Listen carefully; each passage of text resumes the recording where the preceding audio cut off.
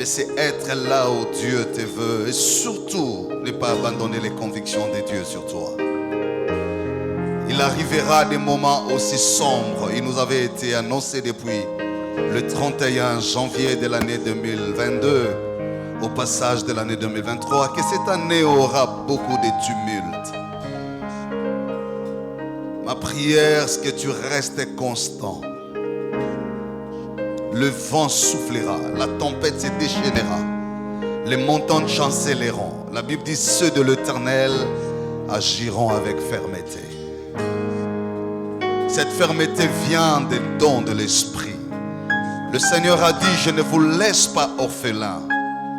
Je vous enverrai les consolateurs, lui sera avec vous. C'est le mois de l'Esprit, c'est le mois du service, bien-aimé.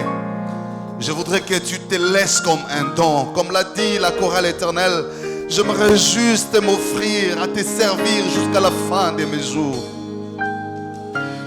Que je gagne l'argent, la maison, famille, enfants, voyage, élévation. La Bible dit, toutes ces choses passeront. Seul le trône de Dieu est là, nous serons seuls face à face à lui. Et chacun rendra compte de ce qu'il aura fait de sa vie sur la terre. Nous marchons, nous chancelons, nous tombons, nous titubons. Mais l'apôtre dit, je cours pas comme par aventure, je ne sers pas comme par distraction. Je sais qu'il y a une couronne qui m'attend. Je voudrais que tu adores le Seigneur en ce moment. Nous avons besoin que l'Esprit nous prenne en charge. Les apôtres étant réunis ont dit à Dieu, voilà que Ponce Pilate est levé contre nous. Il a déjà fait persécuter beaucoup de nos frères et sœurs. Les soldats sont en train de tomber sur le champ de bataille. Les soldats du Christ, parce qu'ils ont refusé d'abdiquer à la foi chrétienne, sont en train de tomber en plein jour. Le reste faible des apôtres ont dit, vois leurs menaces et envoie-nous ton esprit afin de servir avec assurance. Et l'esprit est venu. L'esprit est venu. J'ai besoin de ça, Seigneur. J'aimerais que tu élèves le nom du Seigneur. Que tu dises que la gloire te revienne à toi et à toi seul. Alléluia. Même quand tu te verras seul, que Dieu reste Dieu dans ton cœur. Que Dieu reste Dieu dans ta vie. Les yeux tournés vers l'agneau.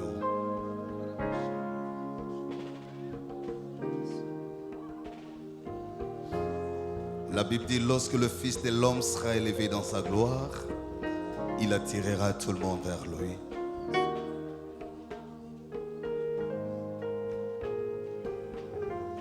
Seigneur, merci pour ces merveilleux cultes. Merci pour tout le message que tu as commencé à faire passer au travers de cette étape liturgique, des chants. Merci de nous communiquer ta pensée de manière la plus claire. Nous voulons incliner nos cœurs. Nous voulons reconnaître nos limites, ô Dieu. La Bible dit qu'avons-nous que nous n'ayons reçu. Tout nous vient de toi. Tu nous as fait confiance et tu nous as associés à ton œuvre pour le salut de l'humanité, pour l'éclatement de la vérité, pour la sanctification de cœur et la purification de main, mais surtout pour la préparation de l'enlèvement par l'œuvre de ton esprit. Merci de bénir et d'affermir ton Église. Au nom de Jésus, nous avons prié. Amen. Voilà, nous acclamons le Seigneur. J'aimerais que tu prennes rapidement ta Bible. Prends ta Bible, on va lire, on va s'asseoir une fois pour toutes. On va revenir sur notre texte lu les dimanches passés. C'est là le texte des bases, 1 Samuel chapitre 16. Je voudrais commencer cette fois-ci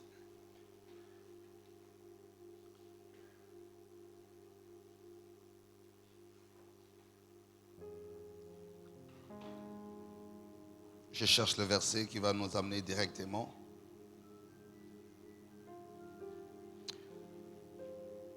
Voilà. Je commence par le verset 14 carrément. L'esprit de l'Éternel s'est retiré de Saül, qui fut agité par un mauvais esprit venant de l'Éternel. Les serviteurs de Saül lui dirent, voici un mauvais esprit de Dieu t'agite. Que notre Seigneur parle, tes serviteurs sont devant toi. Ils chercheront un homme qui sache jouer de la harpe, et quand il jouera, et quand le mauvais esprit de Dieu sera sur toi, il jouera de sa main et tu seras soulagé. Le verset 17, Saül répondit à ses serviteurs, trouvez-moi donc un homme qui joue bien et amenez-le-moi. L'un des serviteurs prit la parole et dit, citation, voici j'ai vu un fils d'Isaï, Bethlamite, qui sait jouer. C'est un homme fort et vaillant et un guerrier, parlant bien et d'une belle figure. Il rajoute, et le Seigneur est avec lui. Fin de citation. Saül envoya des messagers à Isaïe pour lui dire, envoie-moi David ton fils qui est avec les brebis. Isaïe prit un âne qu'il chargea de pain, d'une outre de vin et d'un chevreau, et il envoya ces choses à Saül par David son fils. Verset 21. David arriva auprès de Saül et se présenta devant lui. Il plut beaucoup à Saül et fut désigné pour porter ses armes. Saül fit dire à David, je te prie, à Isaïe, je te prie de laisser David à mon service car il a trouvé grâce à mes yeux. Le verset 23 pour finir. Et lorsque l'Esprit de Dieu était sur Saül, David prenait la harpe,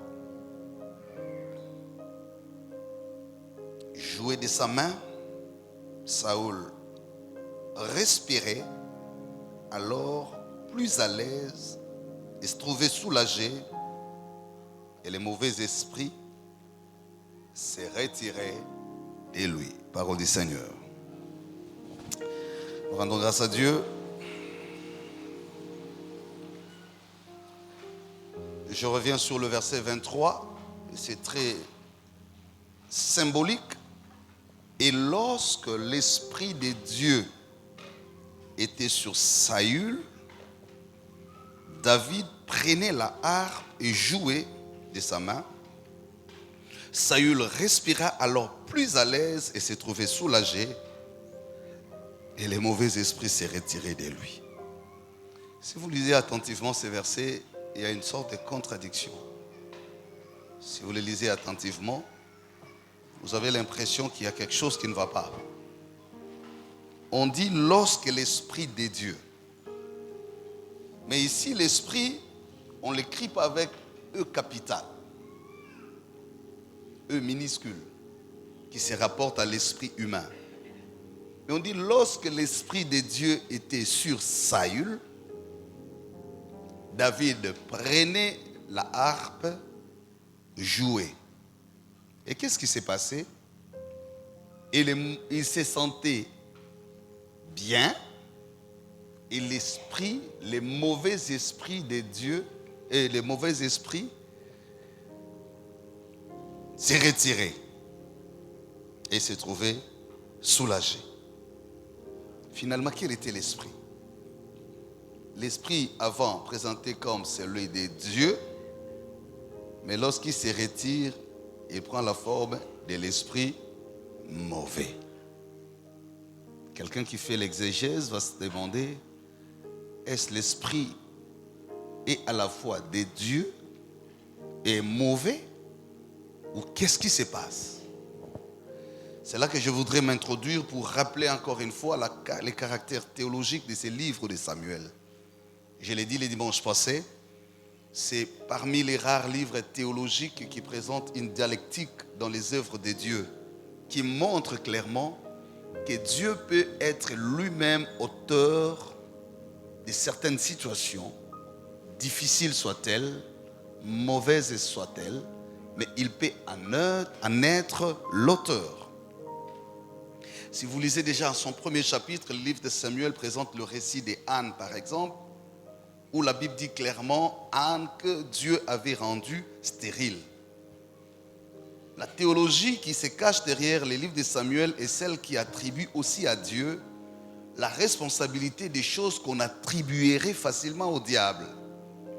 Parce que très souvent, tout ce qui est mauvais, tout ce qui est pénible, tout ce qui est dangereux est présenté sous la casquette du diable. Et d'ailleurs, toute une doctrine se forme à ce sujet. Il y a tout un évangile, il y a toute une doctrine dans certains milieux où carrément on parle de ce que l'on qualifie comme combat spirituel. Je respecte bien cette... je ne l'appelle même pas théologie, je parle d'une certaine doctrine. Parce qu'une théologie doit être systématique. Mais une certaine doctrine, c'est-à-dire une certaine croyance. Les gens posent la croyance sur des évidences et ils en donnent un sens et un contenu. Et vous avez, très certainement, ça nous arrive aussi, j'entends parfois les gens, lorsqu'il y a un problème qui arrive très vite, « Hey, Jésus !» Et lorsqu'il veut se mettre en défense, il dit « Ah, sors au nom de Jésus !» Donc, dans notre mental, dans la vie spirituelle, il y a toujours cette tendance, très facilement, quand il y a un problème, quand vous rencontrez une difficulté, l'on sait, ce qui n'est pas faux, forcément, que tout ce qui est bon vient de Dieu, tout ce qui est mauvais vient du diable.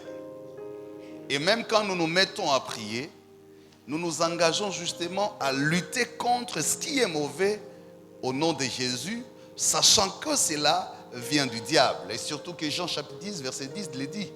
L'ennemi vient égorger, tuer et détruire, et le Fils de l'homme, lui, vient sauver. Et nous émergeons dans ce sens dans notre vie spirituelle, comme chrétiens. Les dangers souvent, c'est qu'à un certain moment, nous sombrons dans l'exercice de discernement. Il nous est parfois difficile de discerner exactement les origines des événements et des choses. Au point que sans le vouloir, nous nous trouvons très engagés, mais en train de combattre la même volonté de Dieu. C'est cela l'intérêt de mon message de ce jour. Et je voudrais me faire vraiment comprendre dès l'entame. Je le répète, très souvent, quand vous lisez le texte, le verset 23 de ces livres, de ces chapitres, on commence par dire quand l'Esprit de Dieu était sur Saül. Donc, le même Saül recevait l'Esprit de Dieu. Et en ce moment, David jouait de la harpe. Et Saül se sentait soulagé et les mauvais esprits les quittaient. Ma question, comment peut-on à le même moment voir l'Esprit de Dieu et les mauvais esprits, mais tout identifier sous l'étiquette de Dieu? C'est par là que j'introduis pour dire, et se développe dans l'imaginaire spirituel, la conception selon laquelle tout ce qui est mauvais a pour origine le diable. Et tout ce qui est bon a pour origine Dieu.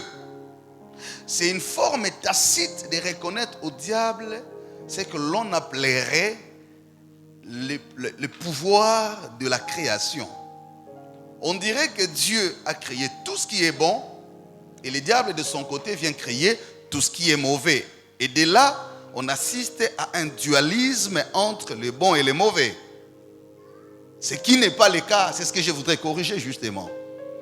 Parce que dans la conception biblique depuis le récit de la création, vous verrez que Dieu annonce en premier, avant même la chute de l'homme, la notion du bien et du mal. Il dit à l'homme, c'est le chapitre 2 et le chapitre 3 de Genèse, tu ne toucheras pas au fruit de l'arbre qui cache la connaissance du bien et du mal. Les jours où tu en mangeras, c'est-à-dire le fruit de cet arbre, tu mourras. Donc de là, je voudrais attirer notre attention sur le fait que le diable ne soit pas auteur ni co-créateur de quoi que ce soit. Dieu est lui-même l'auteur de tout. Le bien et le mal ont existé, mais Dieu les tenait séparément, en orientant l'homme vers le bien, car c'est de là que se cache la source de la vie. Mais quelqu'un me pose encore la question intérieurement, mais pasteur, si tel est le cas, Dieu sachant qu'il est créateur, pourquoi alors avoir mis le mal en place? Justement parce que le mal qui est l'opposé du bien était réservé comme la sanction à la désobéissance. Ce que Dieu voulait, en laissant le bien et le mal en présence, c'est pour voir à quel degré l'homme exprimerait son obéissance par l'attachement au bien. Et donc, lorsqu'on nous appelle au bien, ou à faire le bien, ce n'est pas seulement pour nous. C'est par là qu'on parle de la volonté de Dieu, d'honorer Dieu. Il y a une demande de Dieu, il y a ce qu'il veut de nous, il y a une manière qu'il veut que nous soyons. Et lorsqu'il nous dit de faire le bien, ce n'est pas parce qu'il ne nous sent pas des personnes libres de faire le choix de leur cœur, mais parce qu'ils pensent, ils croient, et c'est cela est vrai, que c'est dans le bien que se cache la vie. C'était une longue parenthèse qui a introduit mon message, mais je n'ai pas encore vidé la préoccupation. Là, c'est dans le domaine de l'obéissance, de marcher avec Dieu, de la crainte de Dieu. Et ça, je viens de poser déjà un postulat. Mais je reviens maintenant dans le cas pratique. Lorsque nous vivons pour comprendre l'essence et l'utilité du servir ou des services. Pourquoi doit-on servir? Parce que notre thème est « Trouvez-moi un homme qui sait servir ». Qui peut s'estimer être bon et fidèle serviteur? C'est quoi servir? Quel en est le contenu? Et quelles en sont les fins? Qui doit servir? Comment et pourquoi servir?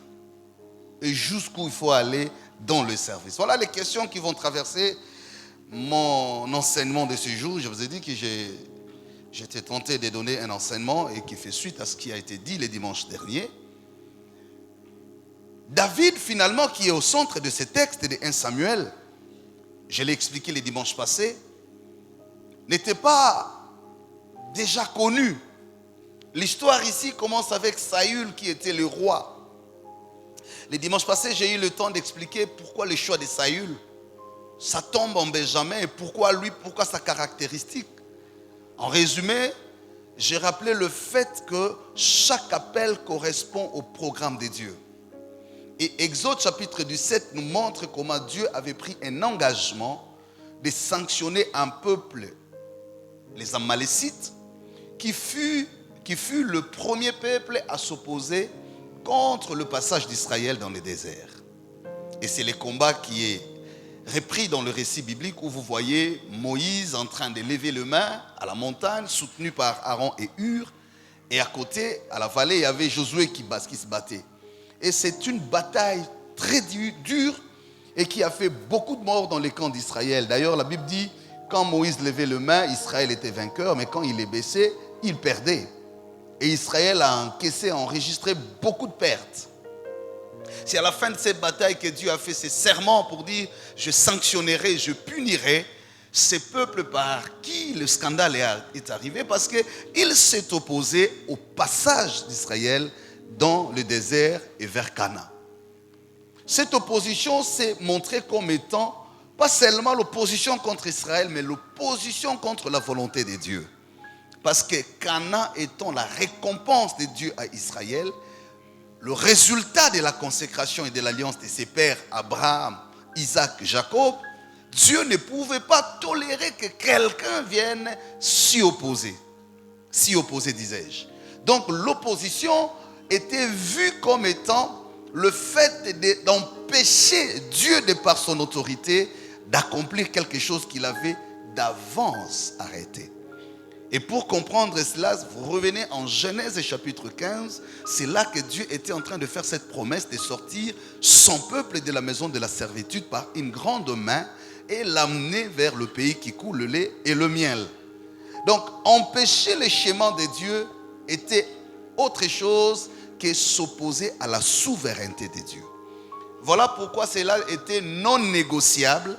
Et Dieu a dit à Saül, quand tu iras te battre, tu dévoueras tout par interdit. C'est-à-dire, ça sera une victoire sanction et non victoire récompense. J'ai insisté sur ça pour dire, tout ce qui se présente devant nous n'est pas forcément une bénédiction. N'est bénédiction que ce qui contribue à l'accomplissement de la volonté de Dieu et procure la paix dans l'âme. Voilà pourquoi la Bible reconnaît que la bénédiction de Dieu enrichit et ne se fait suivre d'aucune peine. Donc, ce n'est pas tout ce que tu reçois qui peut être vu comme une bénédiction. Et l'erreur de Saül passe là, parce que quand il a vaincu, il a amassé des troupeaux, c'est-à-dire le fruit de son onction, les résultats de la grâce. Le problème, c'était dans l'utilisation des butins. Il prend les veaux gras, va les épargner pour dire, ça je peux en offrir à Dieu en sacrifice. C'est là que Dieu va dire à Samuel, dis-lui, l'obéissance vaut mieux que le sacrifice.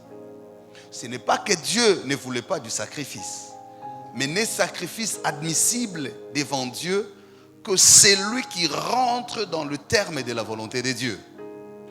Donc, tout ce que nous prétendons faire et donner à Dieu n'est pas forcément sacrifice au sens de la volonté de Dieu. Ceci pose même la condition d'appréciation et l'exigence sur la notion du sacrifice, et je vais plus loin, de l'offrande ou de la dîme. Dieu n'est pas impressionné par les montants que nous amenons dans sa présence. Dieu n'est pas impressionné par les zèles et l'engagement de les servir. Mais Dieu est sur la qualité de ce que nous amenons. Et la qualité de ces services dépend justement de ce que lui attend recevoir de nous. Et non ce que nous avons résolu lui donner. Acclamons le Seigneur si on est là. Et c'est très important, bien-aimés dans le Seigneur, puisque nous parlons du service, et je vais l'étayer à plusieurs niveaux, pour ne pas dire à tous les niveaux. C'est-à-dire, le principe reste le même lorsqu'on parle du service. Le plus important, je le répète, ce n'est pas ce que vous voulez donner à Dieu. Peu importe les nombres, la capacité, la contenance, la pertinence et même l'impression. Ce qui est plus important, c'est ce que Dieu attend recevoir de vous. Ce qui fait que Dieu peut vouloir attendre de vous plus que ce qu'il attend de l'autre. C'est ce qui crée la notion de l'autonomie dans la responsabilité des services. Nous pouvons être de la même génération, évoluer dans le même environnement, vivons dans la même famille, peut-être assumant des rôles presque semblables. Mais ce qui fait la différence des uns vis-à-vis des autres, c'est en fait ce que Dieu attend de vous. Dieu peut attendre de vous ce qu'il n'attend pas forcément de votre femme, de votre mari, de votre fiancé, de votre frère ou de votre sœur. Dieu peut attendre de vous ce qu'il n'attend pas de votre patron hiérarchique, de votre pasteur. Je ne sais pas dans quelle hiérarchie vous évoluez. C'est-à-dire quand nous disons ce qui rend les services importants, ce n'est pas ce que nous voulons donner à Dieu, mais ce que Dieu attend recevoir de nous. C'est pour nous faire comprendre que dans le service de Dieu, dans la vie spirituelle, Dieu nous appelle d'abord individuellement. Paul le dit en Romains, le chapitre 8, verset 28 jusqu'à 30, il théorise la notion de l'appel de Dieu qui découle de la prédilection. Il dit c'est qu'il a connu d'avance, il les a appelés. Il les a justifiés. Il les a glorifiés. Et si vous revenez aussi en Jérémie 29, vous voyez, Dieu rappelait à Jérémie, avant même que tu ne sois né, dans les entrailles de ta mère, je te connaissais. Dieu ne nous découvre pas quand nous venons en contact du monde matériel. Dieu ne nous découvre pas en fonction de notre culture dans laquelle nous avons évolué ou de l'éducation que nous avons reçue. Dieu nous connaît déjà en avance. En nous connaissant, il nous prépare chacun, du moins pour ceux qui croient comme moi, à jouer un rôle important. Ce rôle parfois n'a rien à voir ni avec l'appréciation de ton père, de ta mère, de tes frères, parfois même pas par rapport à ton niveau spirituel, intellectuel ou social. Alléluia. C'est l'affaire de la responsabilité personnelle de Dieu dans la relation qu'il établit avec l'homme appelé par lui ou la femme appelée par lui. Voilà pourquoi, bien-aimés, quand nous venons dans les choses de Dieu, dans la vie spirituelle, dans l'œuvre de Dieu, nous devons bien garder cette responsabilité de l'autonomie dans le service de Dieu. Si vous voulez bien, vous pouvez en faire déjà les premiers points, parce que je suis en train de commenter et j'avance pour rester un peu dans les temps. C'est très important. Et quand vous voyez comment il est en train de conclure l'histoire de Saül, passer la page, tourner la page de Saül, Dieu est sans complaisance. Je vous ai dit le dimanche passé, on croirait que Dieu était si méchant vis-à-vis de Saül. Non, il n'était pas méchant. Parce que Saül avait vidé la substance de son appel. Son appel, au-delà de tout ce qu'il pouvait faire comme roi, avait ce point focal sur la victoire à apporter à Amalek. Et de cette victoire, dévouer tout le bien par interdit. Et cela sera vu comme une sanction à caractère dissuasif pour que les autres peuples comprennent de quoi Dieu est capable lorsqu'on s'autorise d'empêcher l'accomplissement de ses desseins. Il était en train non seulement d'éduquer, mais de tracer toute une perspective pour le reste des événements de l'histoire. C'est comme ça que la foi s'est développée dans l'histoire de la Bible.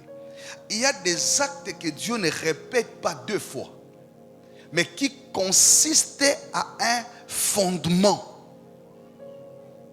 pour que des générations après s'en réfèrent. Dieu n'est pas obligé de répéter ce qu'il a fait avec Bartimée, mais de par ce qu'il a fait avec Bartimée, nous pouvons dire il est le Dieu qui guérit les malades. Les attributions qu'on a reconnues à Dieu dans l'histoire de la révélation, c'est-à-dire dans la Bible, ont été l'ensemble des expériences que Dieu a faites avec les hommes. Il n'a pas besoin de se répéter avec Sarah. Il n'a pas besoin de refaire l'histoire de la traversée dans le désert. C'est pourquoi la Bible dit ces choses ont été écrites pour nous servir d'illustration. Et pareil dans ta vie. Il y a des choses que Dieu peut tolérer, peut répéter et récupérer. Mais il y a d'autres que Dieu ne récupère pas et ne répète pas. Parce que ces choses sont les éléments déterminants. On appelle ça les déterminants de l'accomplissement du schéma de Dieu. Et je vous ai toujours dit, ce qui a fait introduire Marie dans l'histoire de la Bible, ce n'est ni sa beauté, ni sa virginité, ni les noms de sa tribu. C'est le fait d'avoir été mère qui a porté la grossesse de Jésus. Elle pouvait faire toute autre bonne chose. Cela n'aurait jamais eu le même impact que ce que sa vie a eu pour devenir un élément déterminant de l'histoire de la révélation. Jésus pouvait bien prêcher, il le faisait bien, guérir le malade, ressusciter même les morts. Mais s'il n'était pas arrivé à la croix, à mourir et ressusciter, monter au ciel, on ne l'appellerait pas Seigneur tel que nous les confessons aujourd'hui, Seigneur et Sauveur. Si tu as compris, acclame le Seigneur. Cela veut simplement dire, dans la vie de l'homme, il y a plusieurs étapes. Le service dont nous parlons commence depuis la naissance. Dieu te forme, il t'encadre. Le chemin par lequel tu passes, les expériences, la maturité vient de là. Des erreurs, des succès, tu apprends, tu te formes. Mais il y a toujours un point culminant qui justifie le sens de ton parcours sur la terre. Il y a une mission capitale à ne pas rater. Et ici, moi, je ne suis pas capable de vous dire c'est quoi votre mission. Mais je vous révèle que dans l'histoire de la Bible, autant que celle des humains, après la Bible, le principe est resté le même. Même dans la vie séculière. Vous voyez, dans la vie séculière, lorsqu'on parle de certaines figures marquantes de l'histoire, même dans l'histoire de notre pays. J'aime bien quand les gens parlent de Lumumba, Patrice Emery Lumumba. Mais Lumumba a fait combien de temps dans l'exercice du pouvoir? Pas beaucoup. Un seul discours a suffi pour marquer des générations. Parfois 10, un seul.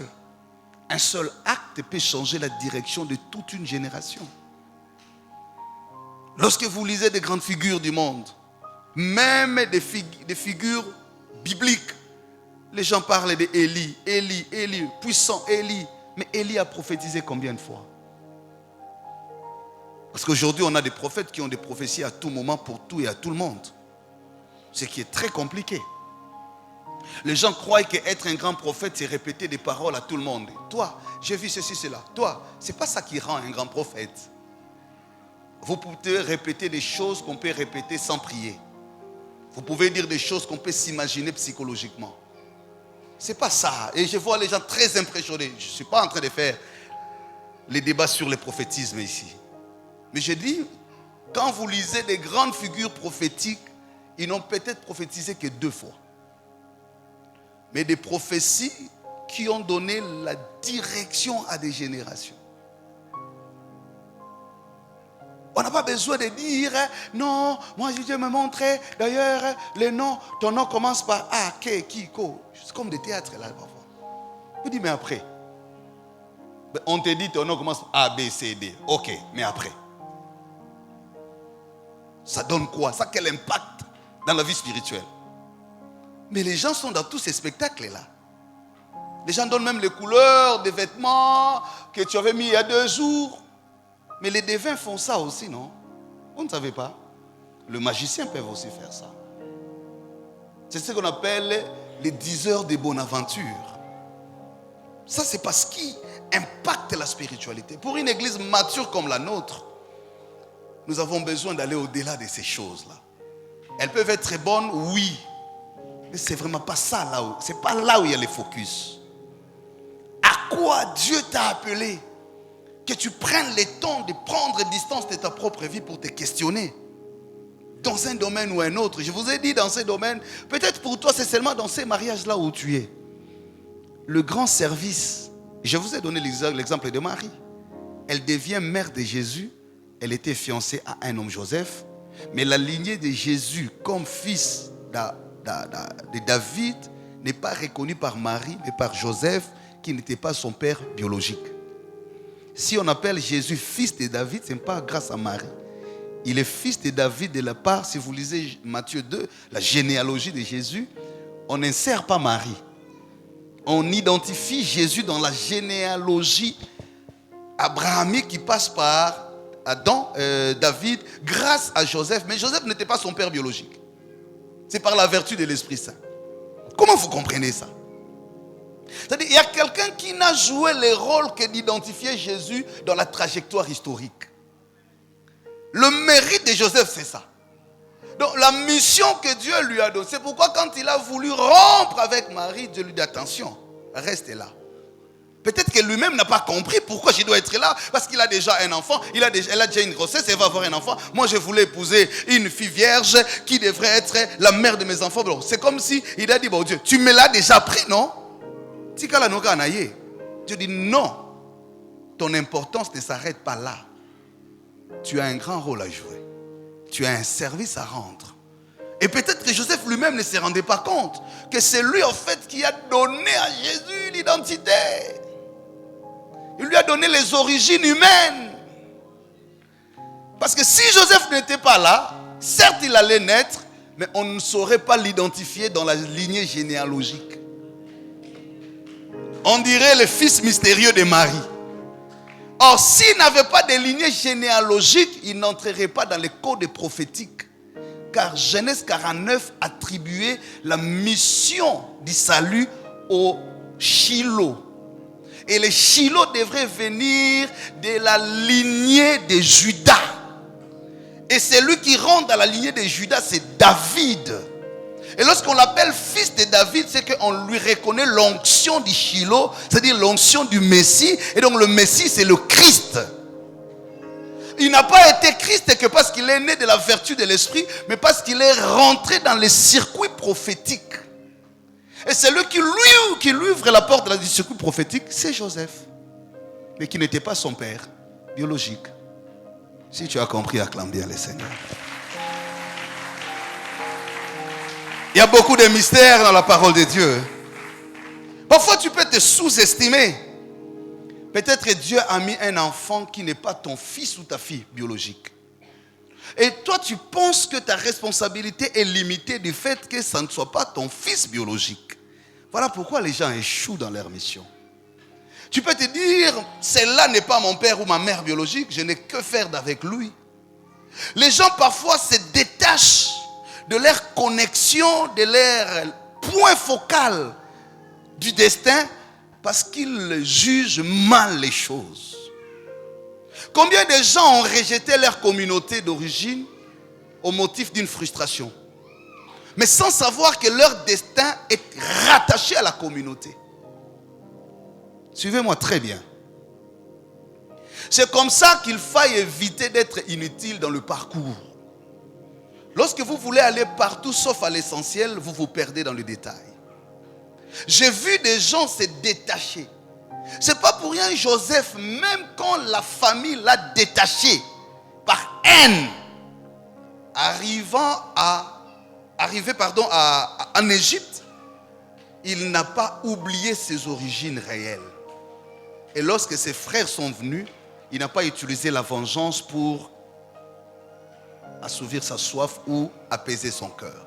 Il leur a dit, vous avez refusé de me faire du bien. Vous m'avez vendu et trahi. Mais c'était juste pour vous précéder ici. Moi, Dieu m'a permis d'arriver ici parce qu'il savait qu'il y aura la famine. Je ne peux pas utiliser la même arme que vous. Voilà quelqu'un qui comprend le sens du service. C'est-à-dire, un serviteur peut rester fidèle même au milieu de l'injustice. L'injustice ou l'infidélité des hommes ne justifie pas les mauvais actes. Lorsque quelqu'un trouve la raison d'être infidèle à cause de la méchanceté des autres, c'est qu'il n'a jamais été fidèle. La fidélité ne se discute pas. Les valeurs d'une fidélité, les valeurs de la loyauté, les valeurs de l'engagement ne peuvent pas être discutables. Ça relève des convictions. Et les convictions prolongent l'espace de la grâce. On ne peut pas être fidèle pour faire plaisir à quelqu'un, à son partenaire. On ne peut pas être loyal pour flatter son chef. La loyauté est une valeur qui repose sur la conviction de vie. Quand nous avons une société où les gens perdent le sens de la loyauté, le sens de la fidélité, le sens de l'engagement, alors c'est un problème sérieux. Quand dans votre vie, tout peut bouger facilement, votre engagement, c'est un problème sérieux. C'est comme un parent, quand il est heureux, il laisse l'argent pour les enfants le matin. Et quand il est en colère pour punir les enfants, il dit, aujourd'hui vous n'allez pas manger. Est-ce que le fait pour toi, parent, de refuser de donner ou de payer le frais à l'enfant, c'est ça la sanction? Parce qu'au final, il va perdre cette année, mais quand il perdra, tu reviendras demain pour payer. Tu as résolu quel problème? Alléluia. Est-ce que vous me suivez ou vous m'intimidez? Vous êtes là? Il faut me rassurer que je ne parle pas seul. Hein? Voilà. Gloire à Dieu. Je voudrais me résumer pour atterrir. J'ai voulu donner un tableau plus vaste. Je vais aller dans le point précis pour structurer ma pensée et nous allons nous arrêter. Le premier point que j'ai dégagé, c'est l'autonomie dans la responsabilité de servir Dieu. Trouvez-moi un homme qui sait servir. Vous ne pouvez être trouvé digne de service que quand vous développez ce que j'appelle l'autonomie ou l'indépendance. Le sens d'engagement qui repose sur la conscience et les convictions. Ce que j'appelle autonomie, c'est cette capacité de juger les choses par soi-même, sans vouloir faire plaisir à qui que ce soit ou punir qui que ce soit. Ce n'est ni par souci de la vengeance, moins encore par désir de flatter qu'on devient fidèle.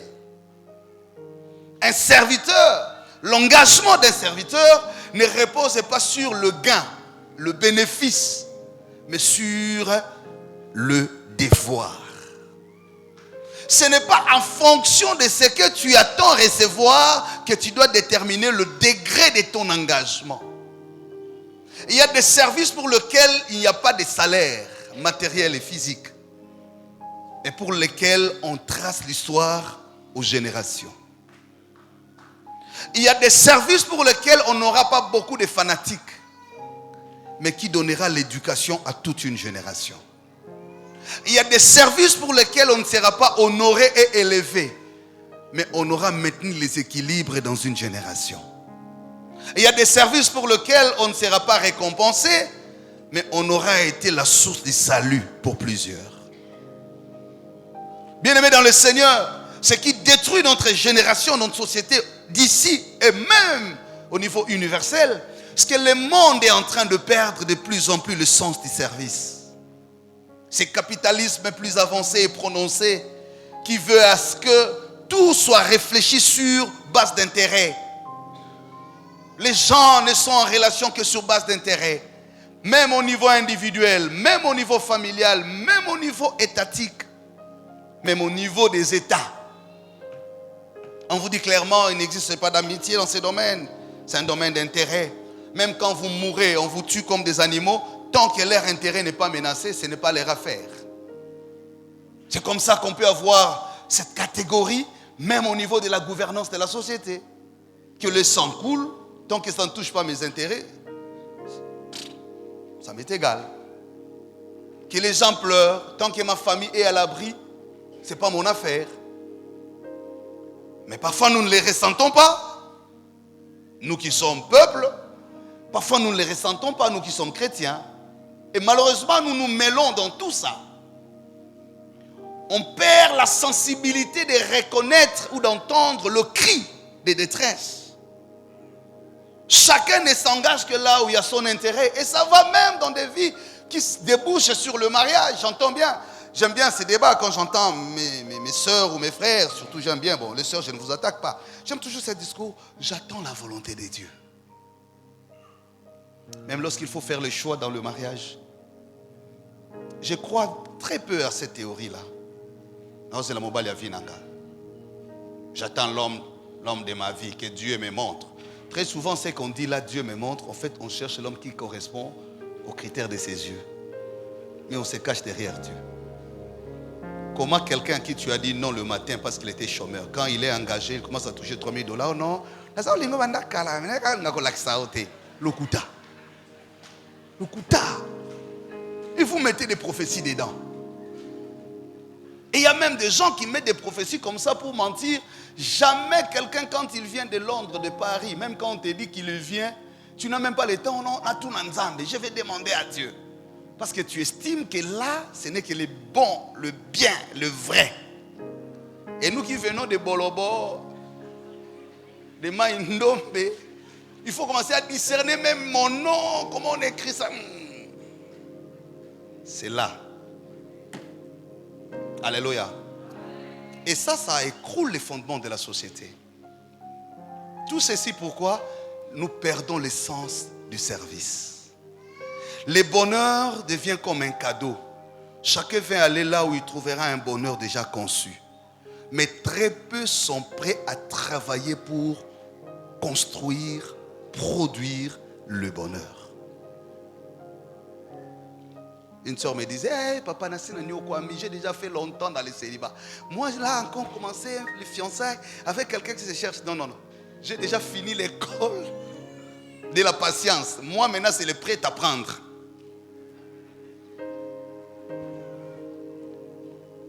Parce qu'aujourd'hui, on a même des mariages économiques et sociaux que de mariages au sens spirituel.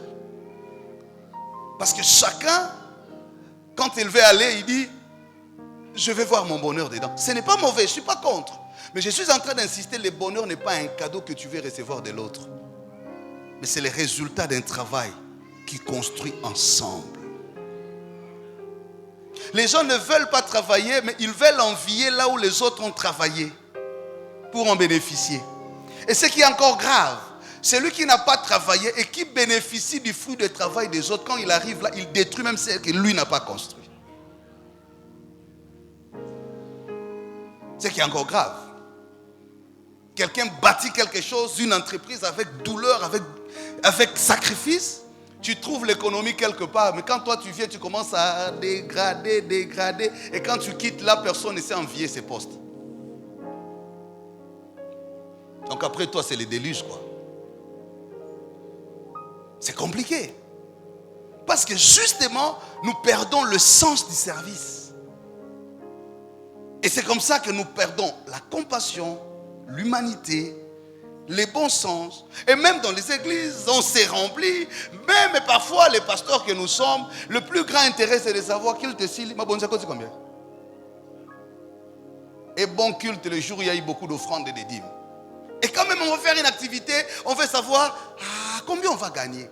Et quand on veut l'inviter à prester quelque part prêcher, il vous pose la question, vous avez mis combien dans l'enveloppe? C'est-à-dire même l'église est affectée. Même ceux-là qui devraient être considérés comme des porteurs de vérité sont corrompus. Tout ne se fait que sur base d'intérêt. Plus rien n'est vrai. Conséquence, plus rien n'est constant. Aujourd'hui, il a ici, dès qu'on lui propose mieux, du coup, il quitte.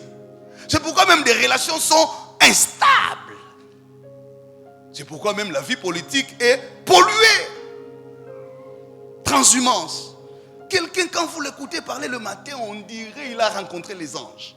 Il jure, et le lendemain, les mêmes individus, dans les mêmes conditions. Quand vous l'écoutez, il dit, oh, je rêve ou quoi?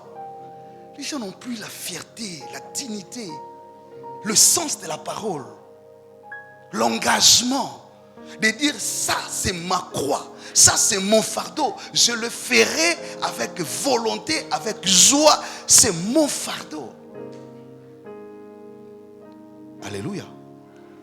Et lorsqu'on perd toutes ces choses, même si tu es la plus belle femme à côté d'un homme, ma soeur, tu ne vaux plus rien. C'est là que je dis, Saül a vidé la substance de sa vocation. Même si tu es l'homme le plus intelligent, tu donnes l'argent, tu as vidé la substance de ta mission.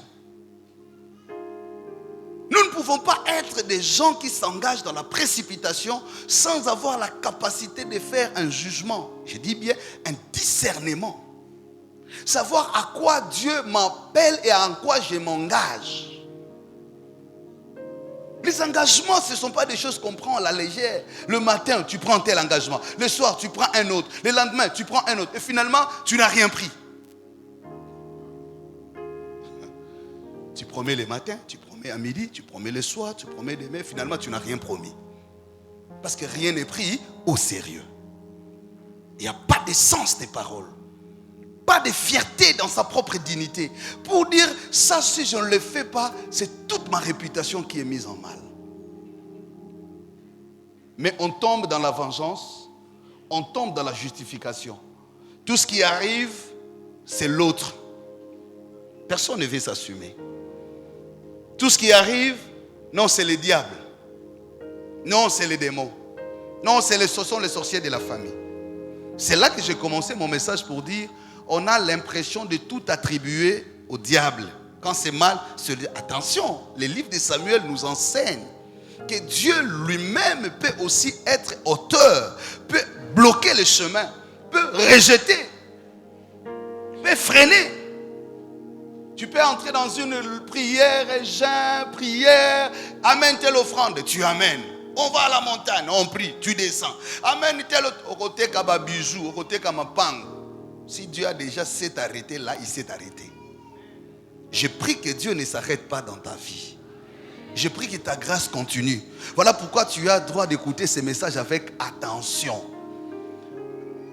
Pourquoi tu peux justifier ton engagement par rapport à ce qui te manque? Pourquoi tu peux te sentir fidèle que quand tu as ce que tu veux? La fidélité n'est pas l'expression de ta satisfaction. La fidélité est l'expression de ton engagement qui repose sur des convictions.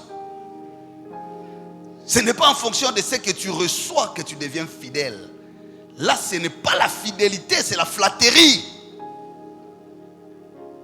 Si tu as un bijou à $5,000, hey, papa, manza wakati na nuka? Bando landelana manza ka okata il y a 2 ans. Papa solier. Papa Tony, na long la mikua. Comment vérifier na miku anasani? Oh, t'as la raté. On a préparé terrain, oui, qu'on a 5 mois $2000. Papa est. Il ne faut pas aimer la corruption. Vous condamnez les politiciens. La corruption est mentale. Tout ce que vous voulez utiliser pour contourner une vérité, faire les raccourcis, c'est une corruption. Il faut aimer le mérite. Quand on te donne, tu as raison de l'avoir. Et contente-toi de ce qui te revient. N'envie pas. Ne cherche pas à avoir au-delà. Ce que l'autre a, c'est un travail de 30 ans. Toi, tu veux l'avoir en 3 ans. C'est ça le problème. On aime des raccourcis. Dieu a fait grâce à l'autre. Il a un mari stable qui travaille, qui lui donne ce qu'il te donne. Yo, le cœur commence à battre. Coucou. Olinga angate. Tu ne m'aimes pas. Anda kona ubela la rana mousse. Moninga za na mbeto à double étage. C'est comme ça que vous envoyez les gens aller se suicider. Hein? Ils commencent à marcher comme un fou, ils touchent ici, ça ne tient pas, ils touchent là-bas, suicide. Alléluia. Alléluia. T'as là dans le voisin. Est-ce que vous avez voisin? L'autonomie dans l'engagement. Quand Dieu t'appelle, mon frère, ma soeur, peu importe ton âge, ton appel n'a rien à voir avec ton père. Rien à voir avec ton père. Je respecte beaucoup ton père. Rien à voir avec ton mari. Rien à voir avec ta femme. C'est d'abord toi en tant que tel. Tu dois comprendre qui tu es et ce que Dieu attend de toi. Même ta pauvreté d'aujourd'hui ne justifie pas l'échec de ton engagement. Même des soucis que tu encaisses aujourd'hui ne justifient pas l'abandon de ton engagement. Dieu t'a appelé toi et il sait ce que tu vaux et de quoi tu es capable. Développe ton appréciation, ton jugement. Ne sois pas là parce que tout le monde a dit X devient vérité. Parce que tout le monde veut critiquer, tu commences à critiquer. Non, parce que tout le monde est contre, tu es finalement contre. Peut-être au milieu de ces arguments contre, ta seule voix de vérité peut donner la lumière à l'ignorance de tout le monde. Peut-être que c'est parce que c'est les gens de ta tribu. Les gens, c'est comme ça que même notre engagement, à tout point de vue, n'est pas ferme. Les gens ne se construisent pas sur des convictions. Tout ce qu'on fait, c'est tout ce qui frappe à l'œil. Ah, tu n'as pas appris. C'est ce qu'on a dit, non? Est-ce que ce qu'on a dit devient vérité? Oh, mais tout le monde dit. Tout là, c'est qui? Vous n'êtes qu'à 3. Tout le monde a dit. Tout là, c'est qui? Oh, yo, bakate. Tout le monde a déjà dit que c'est fini. Tout le monde là, c'est qui?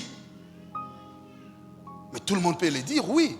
Mais si toi, tu as la mission prophétique de corriger ça, c'est ça le pouvoir de la parole. Alléluia. Voilà pourquoi quand Dieu dit, trouvez-moi un homme. Et ce que je dis, on le retrouve dans la vie de David. Lorsque le choix de Dieu va tomber sur ces garçons, un jeune homme, lorsqu'on décrypte la Bible, on trouve quoi? On le décrit comme un garçon qui savait d'abord jouer, mais qui était aussi un guerrier.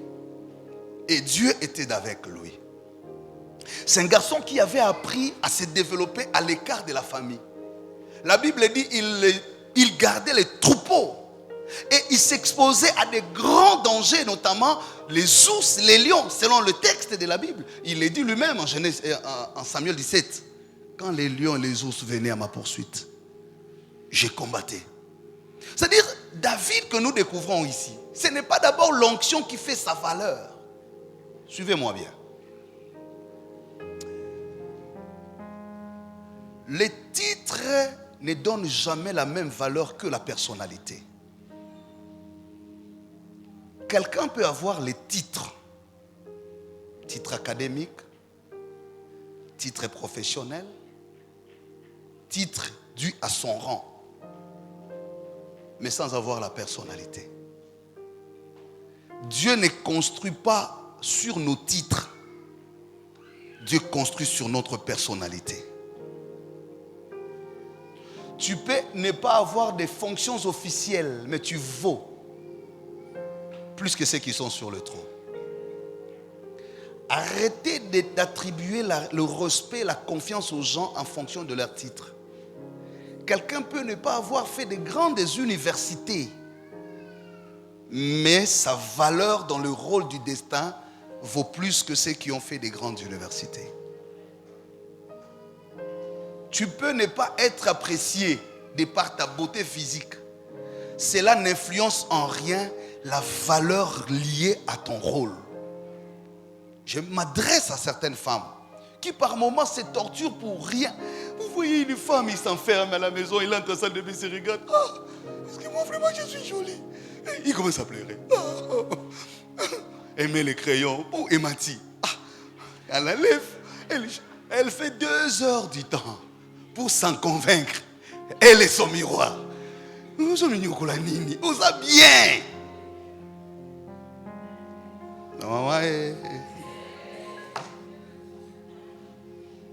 Il faut apprendre à avoir confiance en soi-même. Même quand tu n'as pas tout ça, les décors, c'est bien, ça te rend bien, hein, nous apprécions ça, sincèrement. Mais quand même ça n'y est pas, il faut apprendre à créer la forte estime de soi-même. Comment tu as trop confiance au miroir qu'à toi-même? Et quelqu'un, quand il s'est maquillé comme ça, il fait que tout le monde dise, ah, c'est joli, hein? Quand tu ne dis pas, il se fâche. Je connais les fiancés qui s'étaient rompus à cause de ça. Hein. La sœur s'est donné la peine, elle était bien maquillée. Mais depuis qu'il était là, il fait ça. Les frères, il n'y voit rien, il ne voit rien. Lui, il est dans son monde, il parle ceci, il parle cela. À la fin, la sœur regarde la vie. Je ne vais pas mettre ma vie en danger. Comment tu es là? Depuis la maison, tout le monde dit, c'est joli ta coiffure. Mais j'ai fait 2 heures avec toi. Oh, Aristote a dit, oh, Matthieu, Habakkuk, tu es là quand tu es décidé. Donc tu ne le vois pas. Et non, ça c'est pas un mari à prendre, c'est un danger pour ma vie. Et les fiancés se sont arrêtés là. Alléluia. Parce qu'elle estime seulement que non, celui-ci ne voit rien. Mais est-ce que c'est là où il y a la valeur de ta destinée? C'est bien, mais ce n'est pas essentiel. Je vois des hommes se battre pour vouloir convaincre. Mon frère, tu n'as pas besoin de changer ta taille, ta teinture, ta culture. Il y a même des gens qui renoncent à leur culture. Non, sois ce que tu es. Reste authentique, reste vrai. Dieu qui t'a créé, il t'a mis là, sait que tu feras des choses que lui attend de toi. Indépendamment de tout ce que les hommes peuvent dire. Bien-aimé dans le Seigneur, apprends à ne pas laisser tes convictions être secouées par les circonstances. N'utilise ni la vengeance, ni la flatterie pour te sentir à l'aise dans ta mission. Le service pour lequel Dieu t'a appelé va au-delà de ton agenda personnel. Tu es une réponse permanente de Dieu dans la situation de ton temps. Dieu ne voit pas quelqu'un d'autre qui peut mieux faire ce travail que toi. Ce n'est pas parce que tu as le diplôme aujourd'hui que tu deviens capable. Non, ça vient compléter ce que tu es déjà.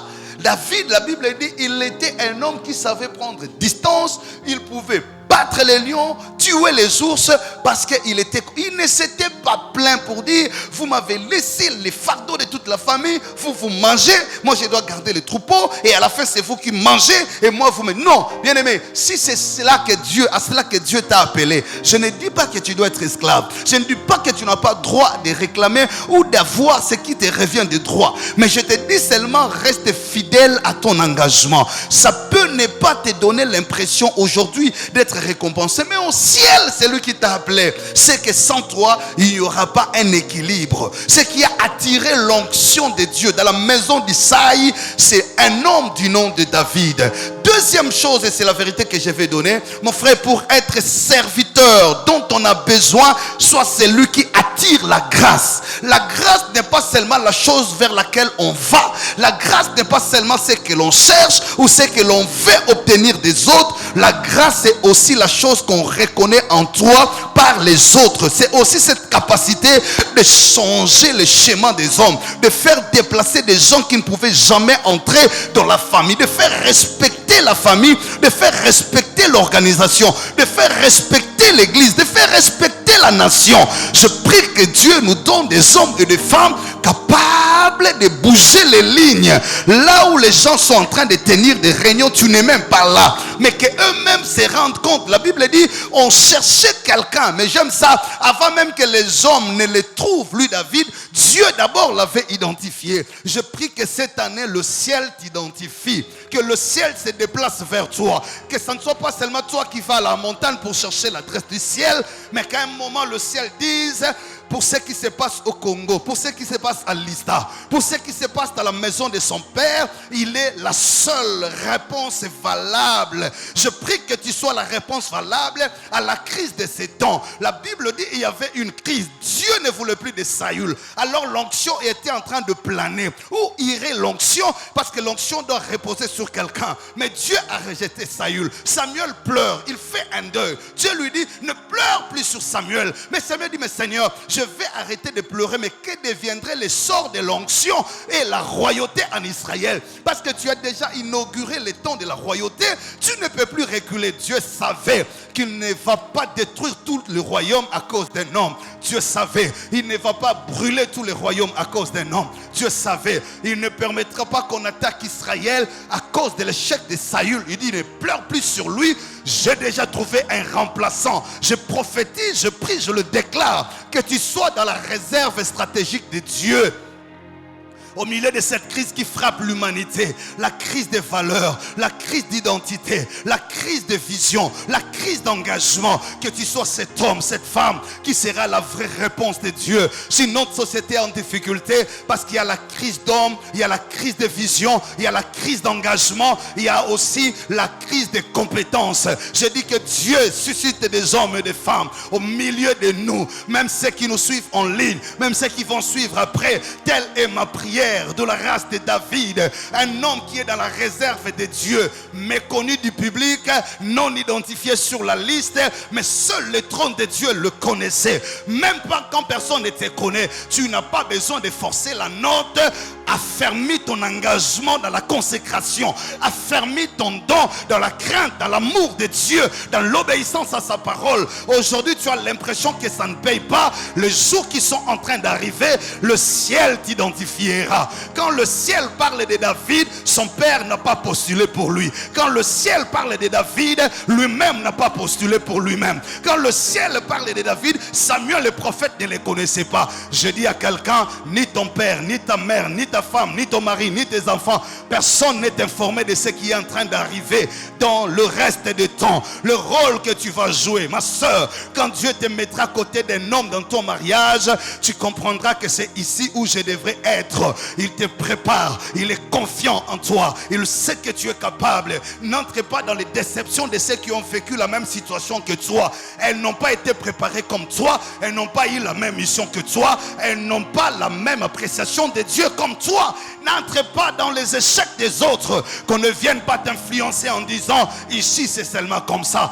On commence, on ne termine jamais. Dis-leur, moi je sors de l'école de Dieu, je sors de la préparation de Dieu. Je ne tombe pas du Nil, je ne sors pas ex nihilo, mais je sais le Dieu qui m'a appelé. Tu as travaillé dans l'ombre, tu as servi dans l'ombre, tu as été fidèle dans l'ombre. Personne, même moi ton pasteur, je ne sais pas évaluer les niveaux de ton engagement, mais le Dieu qui t'a appelé, pour qui tu es servante ou serviteur, te connaît mieux que moi, mieux que les prophètes. Il a dit à Samuel, tu ne les connais pas, je sais, mais moi je les connais. Toi prends seulement l'onction et va à Bethléem. Chez Isaïe, il y a la réserve de la génération. Je prophétise au nom de Jésus que tous ceux qui sont dans la réserve de Dieu, et pour leur famille, et pour la société congolaise, et pour l'église du Congo, et pour la nation congolaise, et pour l'état congolais, et pour la sous-région, et pour le monde, que Dieu commence à révéler leur destin, que Dieu crée des connexions avec des gens que tu ne connaissais pas.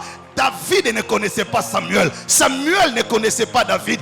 Mais l'onction devait les relier à deux. Il y a des gens que tu ne connais pas. Tu n'as pas besoin de les flatter. Tu n'as pas besoin de te prostituer. Tu n'as pas besoin de commettre quelque chose que tu regretteras. Laisse Dieu rapprocher ta destinée des contacts qui croiseront ton chemin. Tu ne vas pas forcer les choses. Tu ne peux pas entrer dans une loge. Tu ne peux pas te trahir à cause de toi. Oui, j'ai dit, Samuel et David se rencontreront sur la base d'onction. Il y a une onction qui va vous relier. Il y a une mission qui va t'introduire. Il y a un appel qui va te positionner. Il y a une mission qui va t'introduire. Tu ne forceras pas. Je le déclare au nom de Jésus. Avant même la fin de cette année, que Dieu qui te connaît commence à rapprocher ces hommes et ces femmes. Certains viendront de loin. Samuel était au nord, David était au sud. Il était un voyage à faire. Il y avait un voyage à faire. Il y a des gens qui feront des voyages. Tu seras là, personne ne te connaît. Tu n'as même pas introduit ta demande. Mais je te l'ai dit au nom de Jésus. Ta vie attirera la grâce. Ta vie attirera l'onction. Ta vie attirera la réputation. Ta vie attirera la confiance du peuple. On tournera le regard vers toi. On dira, ah ben, nous avons trouvé un homme. Nous avons trouvé une femme. Ma soeur, ne te bats pas trop en utilisant des méthodes archaïques et païennes pour convaincre l'homme de rester à tes côtés. Reste consacré à Dieu. Regarde ton engagement. Sers à la destinée de Dieu. Le reste, laisse ça à Dieu. Lui est le réparateur de brèches. Il sait ramener toutes choses à sa place. Peu importe le temps que ça passe. La Bible déclare, on se servait de pierres taillées pour construire le tabernacle. Il va tailler le cœur de cet homme. Il utilisera des événements. Pourquoi tu interromps tes sommeils? Au lieu de prier, tu passes le temps à communiquer, à informer. L'amie à qui tu dis ça, elle n'a même pas la même foi que toi. Elle n'a même pas la conscience que Dieu existe. Elle ne comprend même pas pourquoi Dieu t'a donné ce mari-là. Quel conseil elle peut te donner pour construire ton avenir? Comment peut-elle t'aider à sauver ton foyer? Elle ne peut que te détruire. Tu aimes son visage, tu aimes votre histoire, mais Dieu ne l'a pas invité à être compagne de ta destinée. Cherche les connexions avec des hommes qui comprennent qui tu es, à quoi tu es appelé et où tu vas. Ce sont là des personnes qui vont t'aider. Ils peuvent être de ta tribu, mais ils ne sont pas importants. Ils peuvent être des meilleurs amis, mais ils ne sont pas utiles. À l'âge où tu es arrivé, cherche à rester sur l'utile. L'apôtre a dit, je ne cours plus comme par aventure, je ne frappe plus comme battant en l'air. Je cherche des gens dont le chemin croise la direction de ma destinée.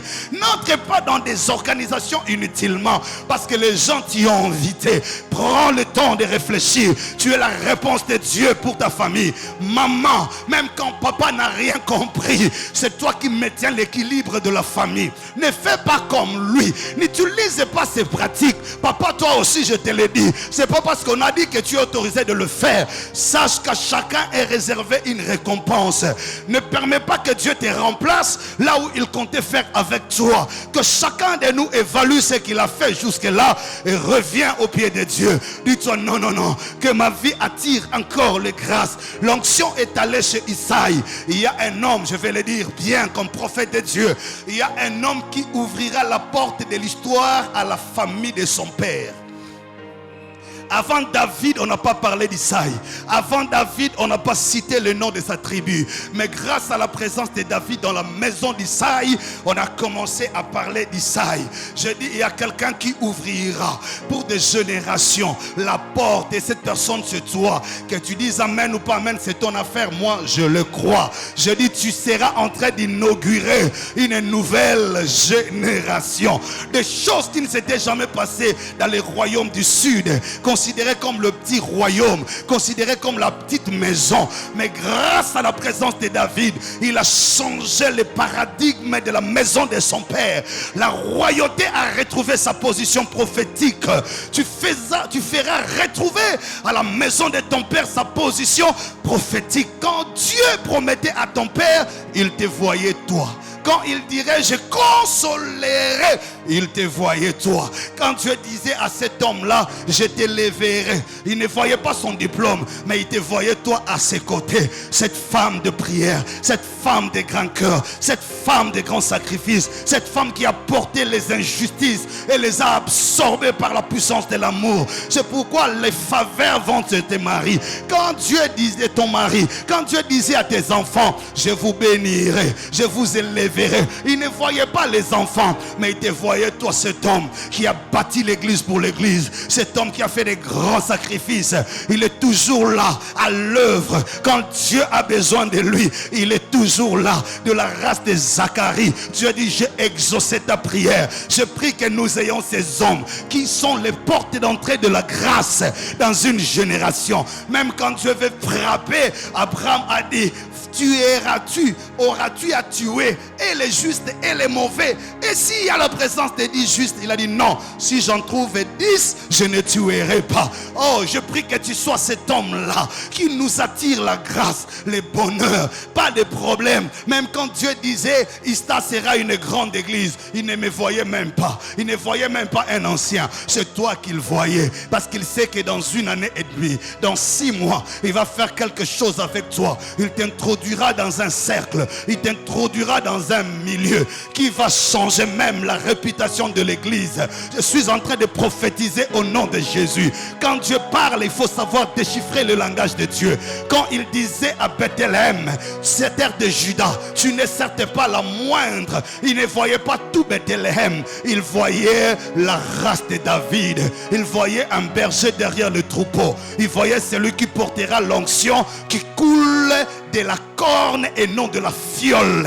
Dieu peut parler du bonheur d'une génération en se situant sur un homme qui ouvrira le temps à des générations. Tu es cet homme, tu es cette femme qui ouvrira la porte à des générations. Ne te sous-estime pas, garde confiance en Dieu. Tu es la porte. Tu peux naître d'une famille où les gens pleurent, la maladie, la sorcellerie, les gens meurent comme des moutons, mais toi tu viendras arrêter le cycle parce que tu es char d'Israël. Oh, je dis à quelqu'un, ce n'est pas le fait de naître au Congo que nous sommes malheureux. Ce n'est pas le fait de vivre la pauvreté du Congo que nous sommes tous condamnés au malheur. Non, je le prophétise au nom de Jésus. L'heure vient, et il est déjà venu, où Dieu suscitera des hommes, des femmes dans cette génération qui changeront la direction de la trajectoire de l'histoire de ce pays, qui arrêteront l'hémorragie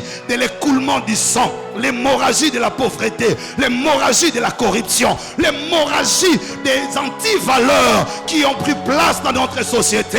Et cet homme, je le vois, c'est toi. Cette femme, je le vois, c'est toi. Tu as fait des preuves dans ce que tu as fait. On a vu des preuves dans ton travail. On a vu des preuves dans ton parcours. On a vu des preuves dans ta consécration. On a vu des preuves dans ton appel. On a vu des preuves. Même quand tu passais des moments difficiles, tu es parmi ceux-là qui peuvent rester à genoux, même devant l'humiliation. Aïe, aïe, aïe, aïe, aïe. Tu es parmi ces femmes-là, même dans l'injustice de son mari, qui ne trahissent jamais. Elle reste ferme. Je dis à quelqu'un, tu as déjà fait des preuves, et Dieu voit ces preuves-là. Le temps est en train de venir où Dieu te mettra sur la place publique. Personne ne connaissait David. Il avait fait des preuves, mais en secret. Il tuait les lions, il tuait les ours, mais personne ne les connaissait. Un jour, Dieu a commencé à l'introduire. Il a dit, trouvez-moi un homme. Les gens peuvent échouer, les autres peuvent mourir, d'autres peuvent partir. Toi, ne pars pas, reste là. L'onction t'identifiera. Il y a quelqu'un que Dieu sortira sur la place publique. On saura qu'en Israël, il y a aussi des hommes intègres. On saura qu'au Congo, il y a aussi des femmes intègres, des femmes de grande capacité, des hommes de grande capacité. Ne baisse pas les bras. C'est toi l'homme. Une discussion a commencé dans le palais royal. Dieu devrait résoudre la crise. Écoute-moi comme prophète de Dieu. Ça ne dépend ni de toi, ni de moi, mais il y a une crise à résoudre. Comme la crise est là, Dieu va sélectionner. On avait déjà rejeté Saül. La crise était là. Le roi n'avait plus l'onction de l'autorité, l'onction du pouvoir. Mais les royaumes devraient être dirigés. J'ai dit à quelqu'un, tu as perdu un parent, celui qui soutenait la famille. Mais la crise est là dans la famille. Même quand ce parent-là est mort, Dieu suscitera quelqu'un d'autre. Ce toi, ne pleure plus sur ses parents. Il est déjà parti. Il y a un travail que tu avais, mais que tu as déjà perdu. La crise est là. Parce qu'il faut résoudre la crise dans la famille, il faut un travail. Parce qu'il faut un travail, Dieu doit introduire quelqu'un. J'ai dit à quelqu'un, ton appel est une réponse à la crise. Il y a une crise qui est là, au sein de l'église. On a besoin des chantres, on a besoin des évangélistes, on a besoin des intercesseurs, on a besoin de protocoles, on a besoin de prédicateurs puissants, on a besoin de prédicateurs puissantes, on a besoin des hommes qui ont le moyen pour nous finir la construction de ces temples. Ah, mais la crise est là. Je prophétise au nom de Jésus, parce que Dieu doit résoudre la crise. Que l'onction identifie les gens ici, que la grâce identifie les gens ici. Chacun a ce qui les concerne. C'est toi que Dieu utilisera pour relever le niveau de l'église. C'est toi que Dieu utilisera pour remonter le niveau de la jeunesse. C'est toi que Dieu utilisera pour relever le niveau des mamans. C'est toi que Dieu utilisera pour relever le niveau de la musique. Tu as compris? Lève-toi. Lève-toi. Lève-toi. Il y a une crise, c'est certain. L'onction doit être située. Le royaume doit être dirigé. Le peuple doit être protégé. La nation doit se solidifier. Les vies doivent émerger. Il y a une crise. Et à la crise, Dieu répond à la crise. Quel sera ton rôle? Il n'y a plus personne qui peut s'élever dans ta famille et se faire respecter. Toute la famille est humiliée à cause de la pauvreté. Il y a une crise. Il y a une crise. Personne ne peut dire non à la violation.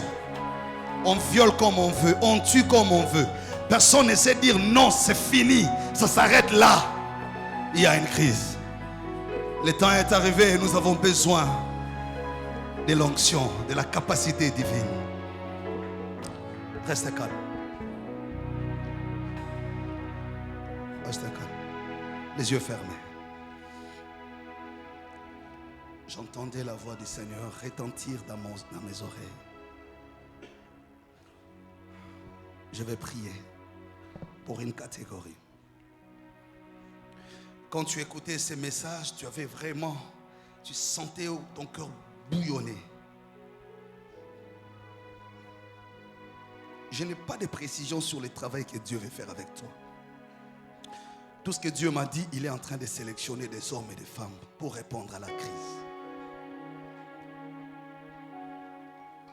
C'était des moments de crise terribles en Israël. Et Dieu devrait répondre à la crise. Et là, il dit, trouvez-moi un homme. Pas celui à qui j'apprendrai à servir, mais qui sait servir. Je vais continuer mon message pendant la semaine de la Pentecôte jusqu'au dimanche. On ne cherchait pas un homme que Dieu apprendrait à servir, mais qui savait servir.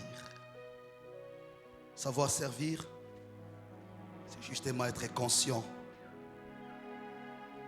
en développant l'autonomie dans son engagement. Savoir que je ne sers pas pour faire plaisir aux gens. Je ne sers pas pour me venger ou pour humilier les autres. Je sers pour être la réponse de Dieu au bonheur des autres. Et là, on fait un jugement personnel. On enlève les sentiments, les émotions, l'appartenance tribale.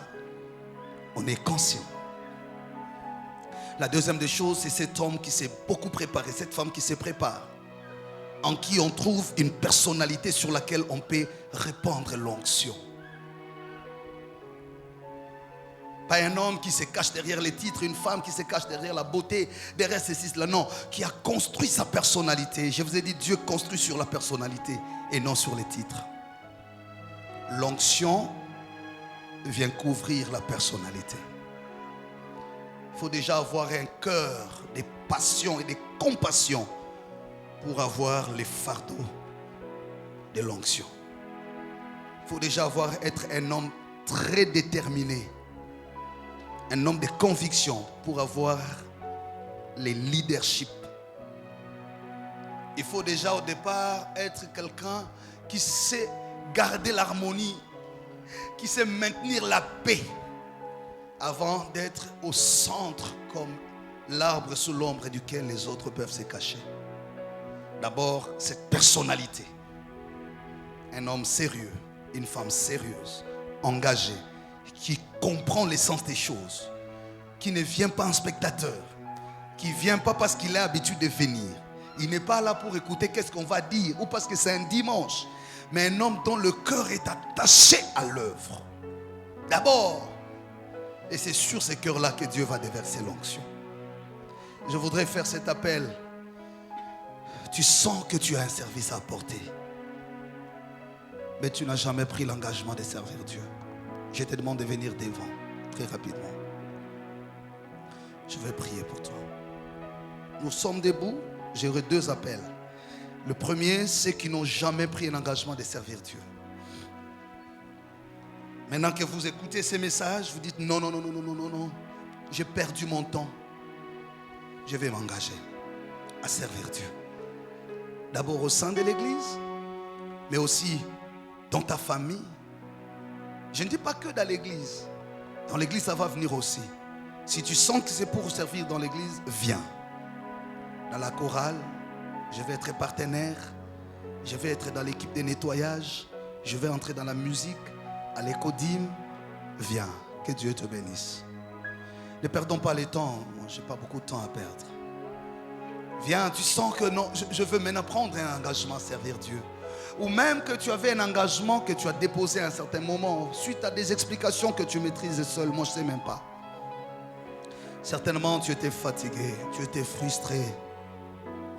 Frère, moi je ne sais même pas pourquoi Dieu t'aime. Je ne sais même pas te l'expliquer. C'est pourquoi je ne vais pas m'engager dans ces débats-là avec toi. Tout ce que je constate, Dieu t'aime et il t'appelle. Que Dieu vous bénisse. J'ai servi Dieu à un moment, mais suite à des problèmes, suite à ceci, suite à une frustration, j'avais abandonné. Viens, on n'a pas assez de temps. On va prier. Tu n'as jamais servi. Même si tu viens d'arriver, c'est la première fois que tu entres dans cette église. Ne crains pas, viens. Ne dis pas non, moi je ne suis même pas baptisé. On t'accompagnera. Tu seras baptisé et tu deviendras serviteur. Que Dieu te bénisse. Ne dis pas moi j'étais seulement invité. Je ne prie pas dans cette église. Non, Dieu n'a pas d'adresse physique. Il est Dieu, il est omniprésent, il est omniscient. Là où il t'a parlé, c'est là où il crée le contact avec ta destinée. Merci. Ne dis pas non, d'ailleurs moi je ne comprends même pas, je ne sais même pas si je vais servir, je ferai quoi. On va t'aider, on va t'orienter. Ce qui compte c'est d'abord ces cœurs-là, cette décision-là. Que Dieu vous bénisse. Que Dieu vous bénisse. Tu viens régulièrement à l'église, tu as fait beaucoup d'années, mais tu n'as jamais pris un engagement de servir Dieu. Peut-être tu te dis, mais je n'ai pas le temps, mon travail, il y a beaucoup de choses à faire à l'église. Si tu ne sais pas être dans l'adoration, dans la musique, tu ne sais pas être dans les nettoyages, tu peux être partenaire. Tu peux être partenaire. Il y a toujours des choses à faire à l'église. La moisson est grande, mais il y a peu d'ouvriers. Que Dieu te bénisse. Viens, viens. Oh, moi je ne suis pas encore baptisé. Viens, on va noter, on va t'accompagner. Tu seras baptisé, tu serviras l'Éternel, ton Dieu.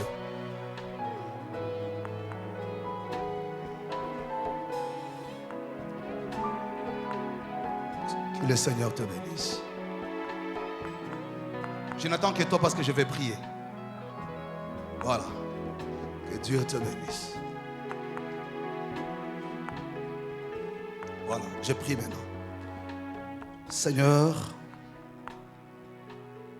ta parole ne revient pas à toi sans avoir produit des fruits. Nous assistons à l'œuvre de l'Esprit. Tu es souverain, tu connais tout et toutes choses. Ces femmes et ces hommes que tu avais déjà connus d'avance, Tu les as prédestinés, voilà que tu les appelles à toi. Seul toi vas les justifier. J'implore ta miséricorde sur leur vie.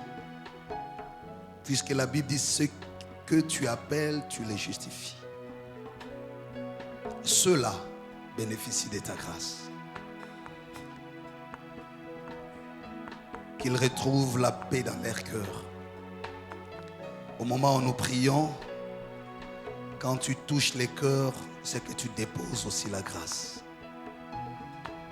Que chacun voie les yeux s'ouvrir, comme Saul de Tarse a vu les écailles tomber. Ce qu'il croyait être juste avant, ce qu'il pensait être les bonheurs avant, maintenant qu'ils se sont approchés de ton autel, les contacts avec la puissance de ta parole qu'ils sont en train de faire maintenant, fassent tomber les écailles de leurs yeux au nom glorieux de Jésus-Christ de Nazareth. Paul dit: ce qui était pour moi un gain, je le considère comme une perte à cause de la rencontre avec Jésus. Commence à changer leur cœur. La Bible dit, lorsque Saül s'approcha de Samuel, l'Éternel saisit son cœur et il fut changé à un autre homme. Qu'un travail de profondeur soit fait dans leur cœur. Dépose du ciel jusque dans leur cœur, dans leur pensée, l'engagement de te servir toi et toi, les frères. Puisque quand tu appelles, tu accompagnes également. Accompagne-les dans ces longs parcours. Au nom de Jésus, j'ai ainsi prié. Gloire et louange à toi, Seigneur Jésus. Amen. Voilà.